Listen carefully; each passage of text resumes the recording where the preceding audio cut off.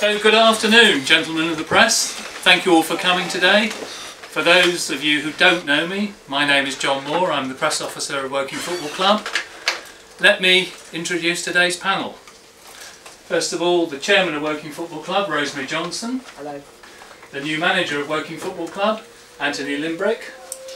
Director of football, as you all know, Mr. Geoff Chapple, who needs no introduction. Gentlemen, the floor is yours. Anthony, first of all, congratulations on the job. What does it mean to you, on a personal level, to be for your first job to be at such an established football club? Yeah, well, I think that you're right there. You said that from looking at Woking from the outside, I always knew it was a big club at this level. So when the opportunity came up, it was just sort of too good to turn down. And me being a coach, or a professional coach for many years, working at some good academies with Southampton and West Ham, the opportunity to match my own coaching development, but being able to manage was something that always really fancied me for the next step, and I knew that this was a good step and one that I wanted to take. But I think that just the fit was right with Woking. Going from a part-time model into a full-time model of training program was really a big pull for me, and obviously the fan base and the success that the club's had in the past really excites me. So I feel quite grateful, big responsibility as well. I know it's going to be tough, but yeah, looking forward to it. So it does mean a lot. Yeah, it really does. So we're seeing a swing in the dynamic of management, especially in non-league football now, where a lot of clubs are gone are the times where the experienced managers, maybe like Geoff in the past, are getting the jobs. It's now maybe down more to the younger players. A lot like football in general. Yeah, it's an interesting question. I think that the game is developing now, so sometimes I think the players will need different things, different training methods to compete to get to the top level. I think to get into the league now from this league is a lot harder. So I think to bridge the gap, you've got to train better, train more, train smarter, and have a real in-depth training program.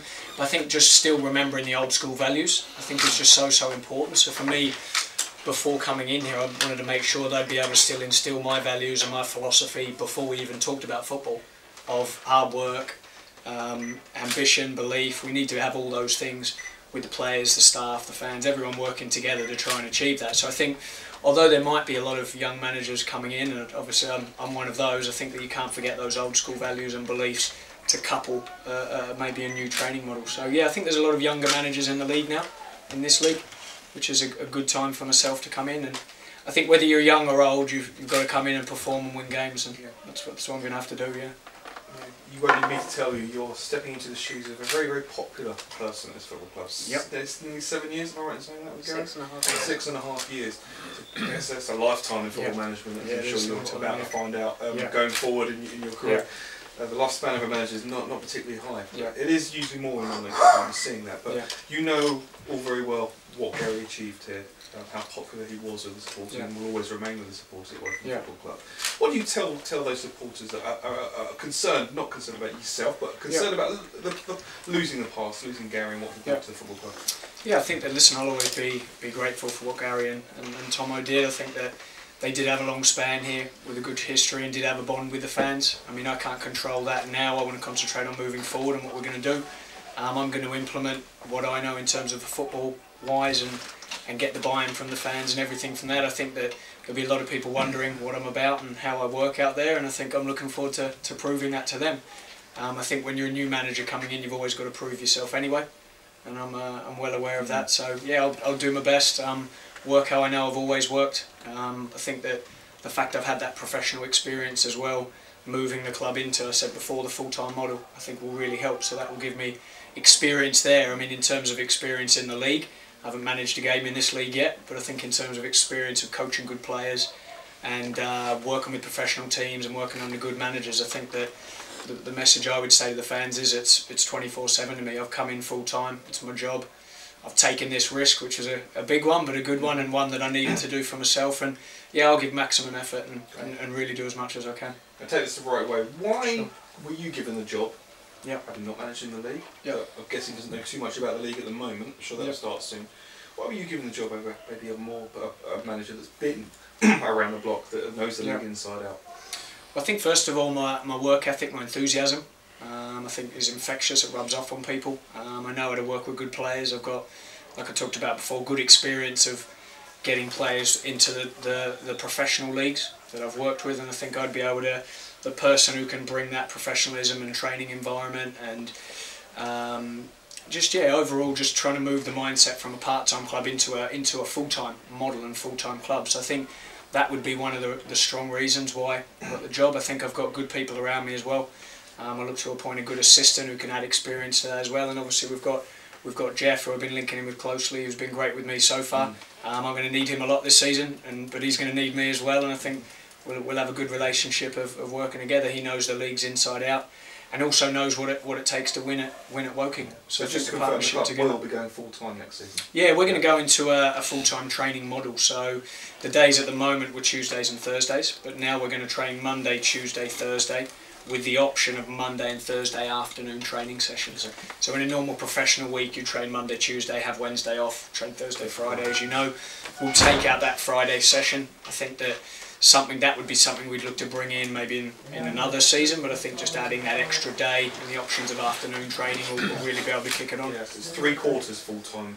Yeah, part-time, full-time model, but I think that's enough for me to get my philosophy across and build on that. And I think adding that extra training, and the day on the Monday is so important because you can always prep for the game on the Tuesday. Yeah. We found a bit more about yourself. Yeah. From a personal point of view. Yeah. Your age. You are the background except Southampton West Ham. What are you bringing to the table? Yeah. Well, I mean, I'm 34 years old. I'm born in Australia, believe it or not. With the accent, yes. Thought I'd drop that one in if we hadn't worked it out already. But I came over. I played football in Australia. Played professional football for 1 year there, and always had the dream of coming over to England and being a professional footballer. And moved over when I was 18, 19. Had a lot of trials at a lot of different clubs, and found out how tough the game is, and spent a bit of time in the non-league, and broke my leg at about, I was 20 at the time, and decided there and then that I was going to become a football coach. Everybody thought I was quite crazy and said I should go home and retire to the beaches in Australia, but I decided to stay and coach, and I could still come back and play, but I made the decision early on that I was going to coach. So yeah, I worked my way sort of right up the ladder. I've had a vast degree of coaching experiences, and probably quite different to the normal manager. I've coached in non-league before at a club called Wingate and Finchley as an assistant manager. Had 4 or 5 seasons there under a couple of managers, and that was a really good learning curve for me at about 22, 23 to be working with senior men. They were in the Ryman Division 1 North there, and then went into the Ryman League. So I learned a lot there, and meanwhile I worked with the FA, managed to get my coaching badges through the FA, and then was fortunate enough to get my break in the academy football at Southampton. So it's fair to say that this job has been 15 years in the making. Yeah, it feels like a lot longer, but yeah, 15 years, yeah. So it has been, and it has been my job all my life from virtually when I retired from playing, and this job is continuing to be. This won't be another job. It's not a part-time job for me. This is my role full-time with the club. Last one for me for a bit. But what was the club where you broke your leg? That was at Wingate and Finchley. Oh, Wingate. Yeah, at Wingate and Finchley. 19-year-old, yeah? Yeah, 19, might have been 20, yeah. Must have been quite a setback for you, really. I mean, yeah. You know, I'm guessing if you're anything like me as a teenager, you grew up with ambitions of doing this thing. Definitely. You know, I'm sure you were the same, and with differences, you were clearly a bit of talent, football-wise. That must have been very hard for you to take, to have a career-ending injury so early on. Well, I think it was, when I broke my leg, I could still come back and play. So I did have the option, but you talk about talent, and I realised that when I came over, I wasn't as good a player as maybe what I thought I was. Right. But I think that you talk about setbacks, I think I have sort of done it the hard way.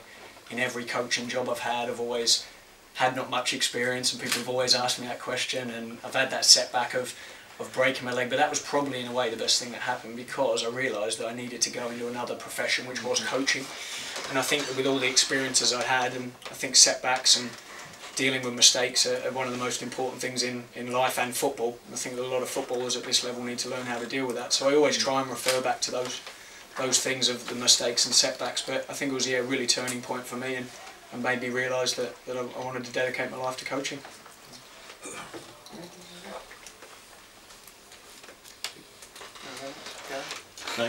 Sure. Yeah. Anthony, congratulations on the job. How do you think the challenges will compare to managing a senior side over an academy side? Yeah, I think the challenges are you've got to try and mix a brand of football and a style of football with winning games as well. So I've no illusion about that. It's we can develop players and play with a good philosophy and move into a full-time training model, but at the end of the day we'll have to win games, and that's what I'll be judged on, performances and winning. So that would be the #1 challenge. The second challenge I think would be making sure that I can get my messages across to the players. Obviously I've worked with very good young players before in the academy system who've gone on and played in the Premier League, so they're obviously very receptive to information. So I've got to make sure that I maybe vary my coaching style to suit the different individuals. And I think that sometimes we underestimate the level of players and how much they want to get better and improve, and I'm really interested to start working with the players on doing that, but I think that will definitely be a challenge as well. And you mentioned from going part-time to full-time over a period. What would you say is a realistic target for your first season in charge at Woking? Yeah, I mean, we've got a 3-year plan to try and get promoted into the league. That matches my ambition as a manager. So next season we want to consolidate and build a squad that will try and push into the top half of the table with some possibly an outside chance of the playoffs. I think we've got to be realistic and try and get to that. And then the following year try and push on and build from there. So that would be the target for next season, and we'd want to work hard to try and assemble a squad and get the full-time training model in and try and push for that. You've been at Southampton, West Ham. Will you be looking to utilise any connections there when it comes into bringing new players? Yeah, I mean, I think that the options of the loan market for me will be a good one with the connections, not just at those clubs but other academy clubs. I think that's probably a big strength of mine, that I'll be able to tap into the best young players that need to play games and play.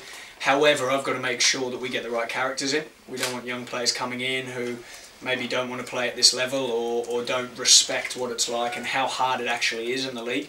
And it is hard. I mean, I know I haven't had much experience of it, but I know how hard it is. I've watched a lot of games on video, kept tabs on it since I come out of the non-league game and then come back in. So I do really understand how physical it is and how tough the games are, how tough the pitches are and the crowds, and it'll be a good challenge, but making sure that those young players understand that and are up for that and fit into the values and beliefs of what I want to put in.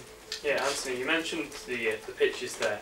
How big a learning curve do you reckon it would be for you? You're so used to developing players on nice, facilities, world-class facilities, to come into non-league where the pitches, in fairness, aren't like they are in the Premier League. So how big a learning curve would it be? Yeah, I'll have to adapt. I think that we'll be able to play good football this season, but at the right times and in the right areas, on the right pitches. I've seen some of the away pitches, and yeah, they are tough. However, I still think it's being adaptable, flexible tactically, and that's something that I'll have to do. I think there's a bit of a myth that all academy pitches are nice, because they're not. Some of the academies we go to aren't the best pitches, and one thing we had to do with some of the younger players was actually take them to grounds and pitches that weren't as good as the academy pitch, because I think that can become a bit too familiar and a bit too nice. So yeah, I've played and I've coached on many not very good pitches before, so yeah, I'll have to adapt, but it's a challenge I'm looking forward to. Yeah, you mentioned your values and your ambitions of the club. What sort of manager would you say you are in terms of your playing style? Yeah, in terms of how the team play, how I manage, or how you manage. Yeah, I mean, I'm a communicator. I like to get close to the players. I like to give them regular feedback. I think I'm a developer as well, even though I think I'm a firm believer that you can develop and win games. That's my style. And really, I'm very energetic. I've got great enthusiasm. And yeah, I think that the players and myself are in it together, and I'm serving them as opposed to me being the manager leading them, if you know what I mean. Obviously, you're the leader and you're the one who's up the front and pick the team and decide the tactics, but I really want to be in it with the players together, working hard, and that's how I manage and coach. And final one for me, why now at 34 years of age decide to make your first step into senior management? Yeah, I think the age necessarily isn't the important part. There's plenty of younger managers than me who have gone in higher at the level than I think that, but I just think in terms of experience, I've recently just started the UEFA Pro license, which is a manager's course, as you guys would know. And I think that I've always wanted to make this step, but when the opportunity come up with the way the club's going, what they wanted to do, and I knew that was the opportunity for me. So I think it's just sort of all things coming together. I think going on the pro licence course was invaluable for me to really nail down that I did want to be a manager, and I always wanted to be one, but I think that was a good time, and I think with that course I'd probably be one of the most qualified in the league. And I just think that the National League, the spotlight on it's a lot more, it's getting better, it's improving. I think a lot of managers and teams have had good success in it. So I believe it's the perfect time, really.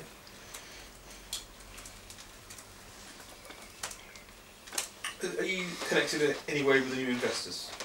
No connection. I've come in and seen the seen what we want to do with the investment. I'm happy with that.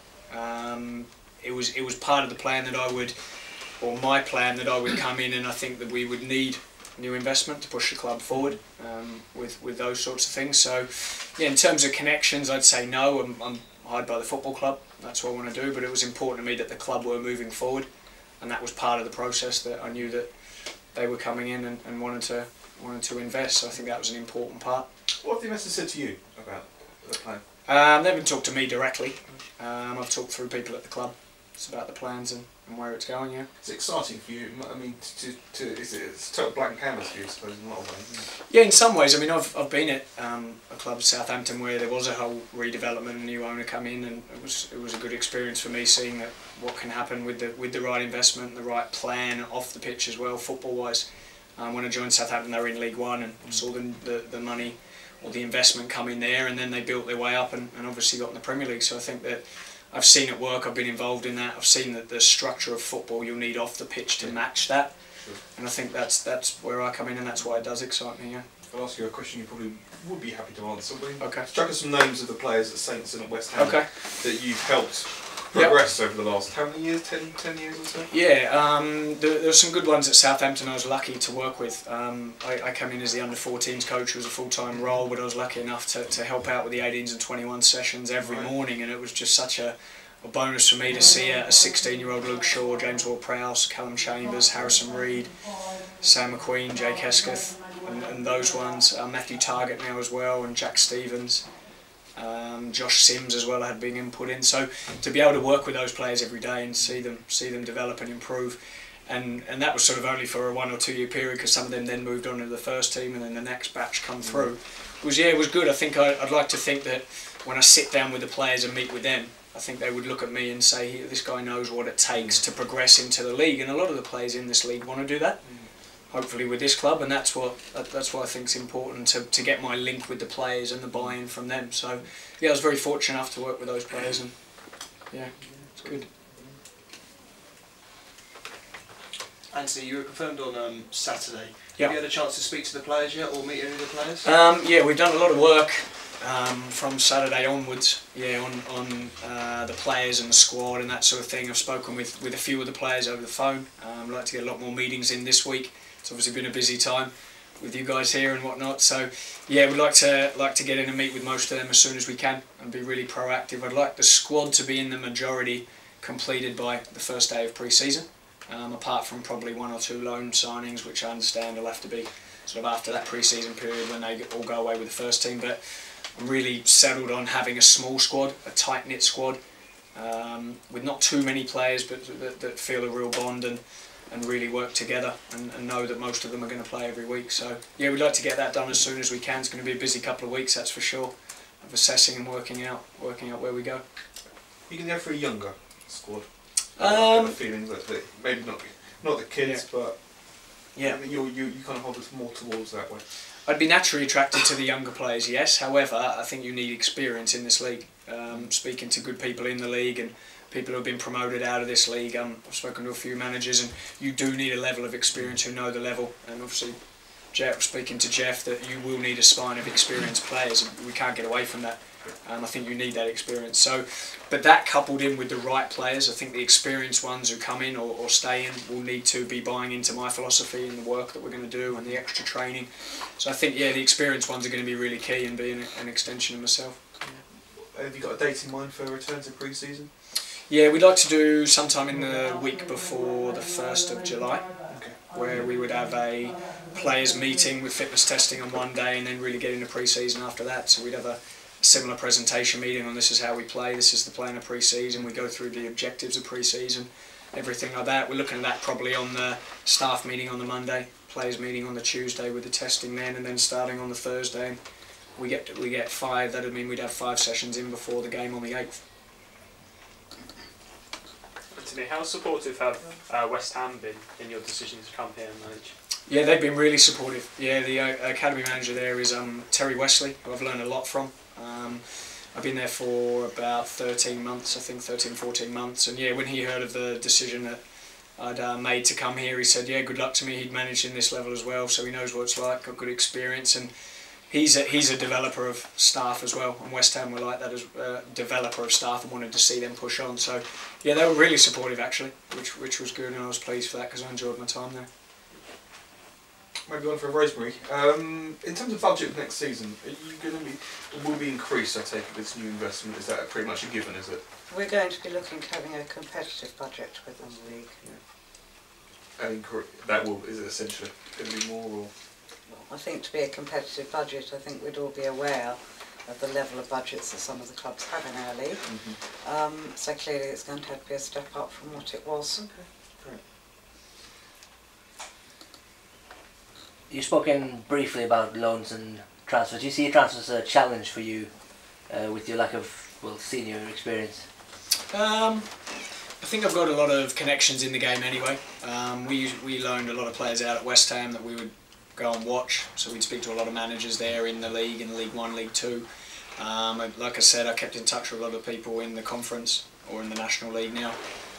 So I've got reasonable contacts, I think, linking in with Geoff as well with his contacts, and also working in with a few other people who I've met on the pro licence course. Will open up avenues for me with that. I think it will be a challenge, but I think if I can get meetings with those people and I can show them what we're going to offer and what we can do, then I think that helps attract the players as well. So I think that, yeah, identifying the targets first of all is the number one, and then making sure we do our best to try and get them in. But yeah, I think it'll be a challenge, but one that I'll quickly be learning to. How much will you be relying on Geoff here for the first month? Yeah, for the last 3 days I've been relying on Geoff. But no, Geoff's been really good to me. I think, like I said before, I mean, he's got great experience at this level. He knows the players. He knows what it takes for Woking to win. I think if we be as half as successful as Geoff, we'll be doing well, and he'll be an integral part of the team, and I'll need him to rely on being the director of football. So yeah, I'll be using him a lot, and I've already picked his brains already, and yeah, I think we get on quite well. Anthony, you see a lot of younger British managers essentially from academies step out and go into the leagues. For example, there was one at Liverpool that went to Sao Paulo not too recently. Yeah, I know him well. Do you think that young British managers should do that? Get out of the comfort zone. Was that what attracted you to managing the National League? Yeah, it was. I think it certainly is getting me out of the comfort zone, and that is the challenge. I've always been someone in my life who's always wanted to do that, make the next step, and like you say, get out of your comfort zone. I think that's where you improve and develop the most. And I think that if the clubs are willing to give you a chance and willing to show what you can do and on the training ground and develop and improve players and win games, I think that's the big challenges. So yeah, I'd like to think that there'd be more clubs who would be willing to give younger coaches a chance, and especially obviously young English and British coaches would be good.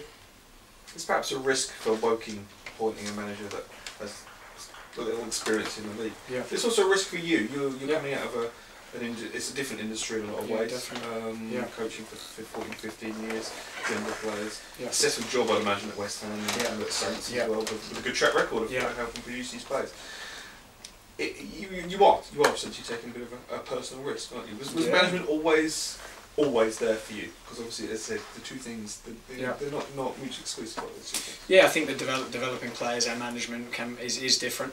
I think that it was a risk for me. It is a risk, but a risk that I'm willing to take. I know that to be a manager, you've got to take that risk. You've got to show ambition, and I am very ambitious and want to improve and develop. And I think that it'll be a risk in terms of I know what the average lifespan of a first-time manager is, and if I'm honest, it kind of excites me though, knowing that at 3 o'clock come the game that your livelihood's on the line. And listen, I know it's funny, but I am actually quite excited about that. Yeah, to see if all the things I've learned over those years, we talked about it before, that 10, 12 year span that I can really put into the team and improve and make them better and win games. So yeah, it is a risk. My wife probably thought it was a risk as well, but no, it's a risk that I knew I was going to take eventually, and I'm glad I got the option to do it now. So, at what point did you decide in these last 15 years that you've been doing what you want, that this was what you wanted? Did it hit you suddenly a few years ago, or did right from when you broke your leg age 19 that was the natural path? Yeah, I'd always sort of been a coach without realising I'd been a coach. So when I was a player, I used to study tactics and technical things and diet, nutrition, training methods just to improve myself as a player. And then, when I broke my leg and realised that I might not become a player, I thought, yeah, I'd like to become a manager and coach and work with players. I think that the name of the manager now may be not slightly different, but I think that now the manager is the person who's at the front, but also has to work with the team and develop them and work on tactics and develop players, and as well as winning games. So I'm a very hands-on manager, so as long as I could be on the grass with the players every day, working with them, I knew management was for me. If it was manager that didn't coach and didn't work with players, then management wouldn't be for me. But now with not the new role of the manager now can work with people on the grass and coach a lot. So yeah, that's when I knew that management would be for me, because I could do both. I'm not saying you can have a director of football above you, but are you going to be taking advice from people on site or within the league about potential signings? Yeah, we'll do. Yeah, I'll try and pick as many brains as I can with the contacts from, like I said, on the pro licence course, people that we know in the league, obviously Geoff as well.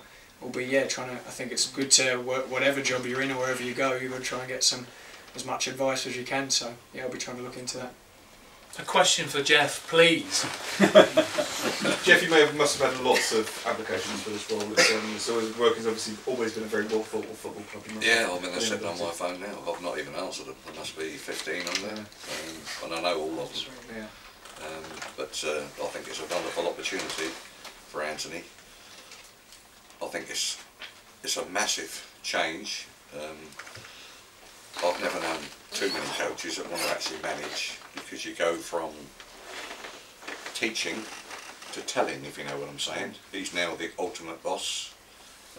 He will be giving the orders, the instructions, and if he gets a number 2, that's the man who will probably have to implement all that, so that'll be an important position when Anthony makes his mind up.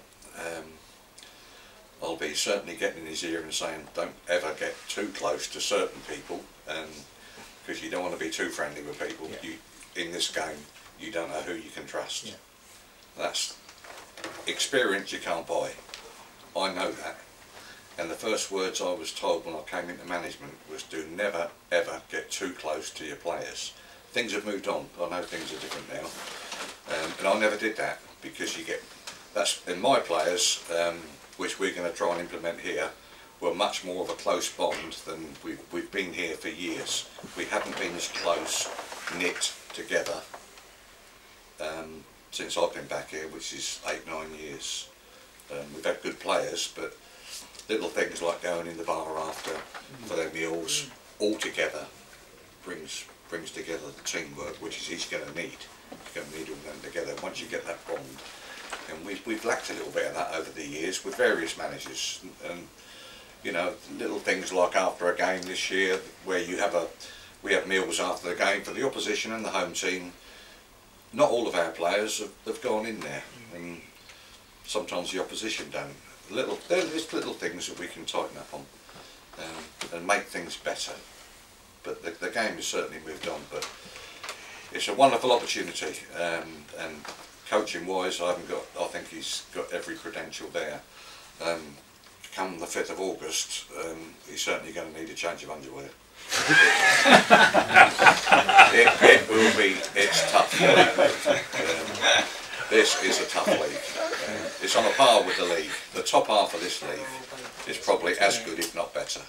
And it's very well run, and there's some big hitters. Massive hitters, budget-wise, and there are teams below that have also got the resources. I mean, I won't mention names. We actually loaned a player from a league below, and we could only pay a quarter of his wages. I'll give you an example of where things are in the current day-to-day scheme of things. Is this going to take time? This is not going to be a quick fix, is it? You never know. It could take off straight away. If we get the right team on the park, this place will be buzzing. We all saw when the Cowleys went in at Lincoln, who'd been struggling. All right, the resources were there budget-wise.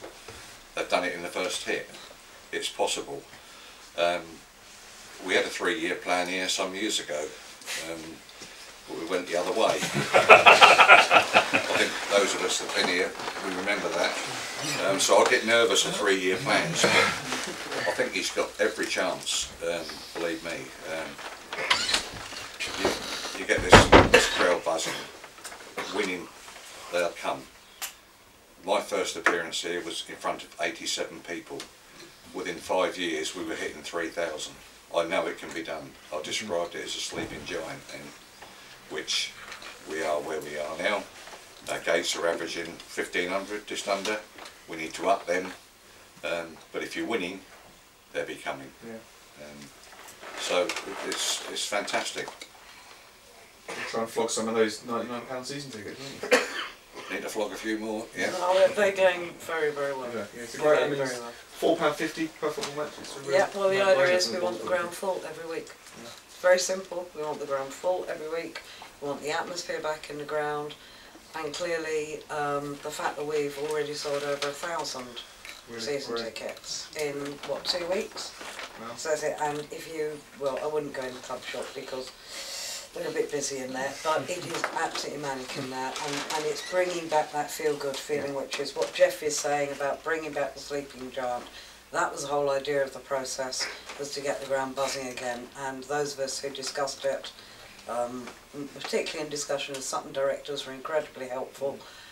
We decided we just had to go for it. It was about taking, accept the calculated risk, but the board decided to do that, and it has taken off, really taken off, and created, certainly for the last 2 matches, home matches, a really good feel-good factor, and it's much better to play in front of 4,000 than 1,000, and we just thought, get them in, we've got the ground, room, get fans in, get them back to wanting to come to the club, and if they feel they paid nothing to come in, that's great because they'll buy an extra pint of beer or an extra bit or whatever.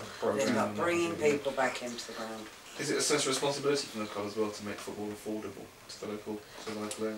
I think that's a very good point. Equally, you do have to fund a team, so it is taking a balance. But I think the fact that we are this season encouraging people to come in, it widens across. And this club has always had a history of being socially responsible in terms of certainly its disability policies and bringing in people in that basis a lot more than other clubs in the league. You've seen the community football out there today. We've always had that element. So yes, this will add to that, absolutely. The new investors are obviously we've been trying for so long to get some new investors involved. It was quite close, I think, the year before last, wasn't it? It didn't quite happen. What are the new investors going to bring to the table? Money, we hope. What was that, Peter? Money, we hope. I think a lot more than that. I think that part of the reinvigoration of the club will be part of it. I mean, all of these things being worked through at the present, and many more things will come out as time goes on. Anthony, your low break earlier in your career, would you say that sort of kick-started or changed your values of hard work and determination, or did you always have that attitude when you were a young player? Yeah, I think I already had those values, instilled for me by my parents, really. I think it's a very competitive sport in Australia. It's very cutthroat, whether you're good at it or not. So we always had that competitive edge, and yeah, I think when that sort of happened, and I started coaching, I realised that it was just exactly the same as playing. You've got to work hard, you've got to learn, you've got to become a student of the game. And I think that the fact that I hadn't played professional football really made me become a student of the game. So I had to study a lot more than anyone else. I had to learn the tactics, learn the philosophies of certain things and the principles of play a lot more. Because rather than relying on maybe a playing career or saying when I did this, when I played at Wembley and we did this, I've got to say this is the facts of how you defend 1v1 because of X, Y, Z. So I thought I've got to know the game inside out and watch more football and learn more and really develop myself as a coach as well as a communication side as well, knowing that each player's very different, motivated by different things and being able to tap into that. So I think when I realised that I needed that work ethic but also coupled up with smart work as well. And you talked a lot about your coaching and your sort of pro-licence journey that way. What sort of style of football would you say your sides like to play? Yeah, we'll be playing a high tempo pressing game, so we're going to get right high up the pitch, put the opposition under pressure. I think it's our job, especially at home, to get the fans on our side and really try and win that ball back as quickly as we can, but also with tactical discipline as well. So there will be times when we'll have to drop off and defend the long ball. I realise that, but yeah, we'll be really working hard as a team. Every player has to work hard defensively to get the ball back. I think in possession as well, we'll get the balance between playing but also being effective. I think as well we can have as much possession as you like, but if you're not going anywhere with it, it becomes ineffective possession. So I like a lot of forward runners, a lot of breaking lines. Crosses are the key in this league. I've done a few stats on the crosses.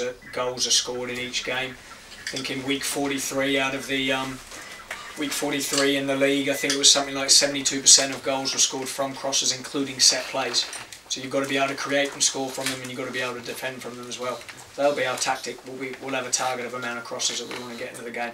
Not giving too much away to the other teams, but that's how it is from the studies I've done, and that's what we're looking to do. So 72% cross of goals on one day last year was game day. What did you say? I think it was game day 43. 43, right? Okay. Yeah. So I know you'll be looking up that one. Yeah, that's including set plays as well, and also including like the ball comes in from a cross, it might drop down. Yeah. Someone comes in, it's not within direct from crosses. Range of play. Yeah, within a period of first or second phase play, I think that getting those crosses into the box is going to be key, and a variation of that and how you get the ball into those areas to get the ball in the box is important as well. There's different ways that you can do that. So you can see he's done no analysis.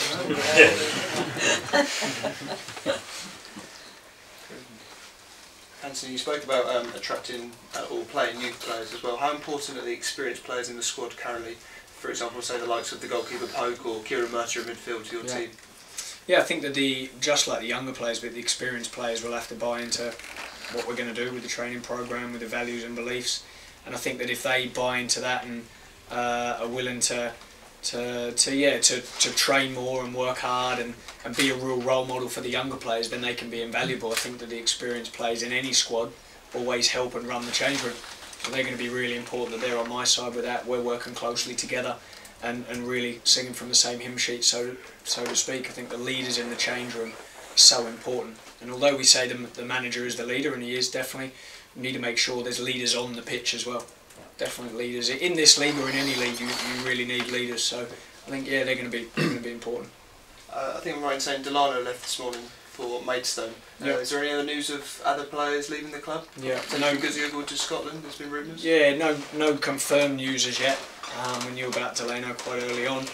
It was too late by the time I'd sort of come in. By the time he'd come, someone who I'd watched, but yeah, unfortunately he'd already gone. So yeah, we'll try and meet with as many of the players as we can and try and keep the ones we're after. But I understand that there will be players in this league being looked at, and also that would want to kick on and progress. I think, there's nothing wrong with that. I think as long as they come and play properly when they're here for the club, and there's nothing wrong with personal ambition with that. But they need to fit into the values and beliefs of the club. So I understand. Yeah, there'll be others who are looking to get back into league football. But I think with what we've got with the more full-time training program, the option of action training, the pull of maybe being developed and improved more, hopefully we can keep as many of them as we'd like to. And when you finally get that squad together on the first day of the season, how much are you looking forward to your first game in front of the home fans? Yeah, can't wait. Yeah, looking forward to the first training session, first game, first meeting with them. But yeah, really looking forward to it. It'll be great for the fans to see what we've brought together, how hard we've worked. I think that the game is always the test, isn't it? It's like the exam, so to speak, of all the work done in the week. So yeah, I'm really looking forward to it, very much so. Do you think the fact that you are kind of, I won't keep using the word unheard of in terms of management, do you think they can always kind of work in your favour sometimes? Maybe going forward, certain managers have where they play, how they play, how they do things. I feel like you're going to be the kind of the unturned stone, I suppose. I've never been called that before, but yeah, I think it could. Yeah, I think that not as many people in the league or the fans would probably know who I am until I'd been announced. So yeah, I'll take full advantage of that, and I think what you'll see is what you get. So yeah, I think that how we play and how we compete and work hard will be the key, and really trying to show what I'm about, but and the team and the players reflecting what my character's like as well. So yeah, you could say that. Yeah, hope that doesn't catch on, by the way. But. Any message to the supporters? Yeah, I'd just like to say I'm honoured and grateful to be having this opportunity, and can't wait to get started. I think it'll be our job to get the team going and get the team playing, and hope that they support that and what we're trying to do. So I've seen the fans from afar before, from just keeping an eye on the club in previous years, and I've always known it to be a huge club and a really well supported club. So yeah, I'd like to tell the fans I'm really looking forward to getting started and hope they get behind the team. Without stitching up, have you been to the ground to see a game before? I have, yeah, I have, a few years ago. Yeah, it was good. Yeah, didn't stitch me up too much. Any more? For any more? Mr. Smith? No, I'm alright at the moment, thank you very much. Okay, well thank you everyone for coming today.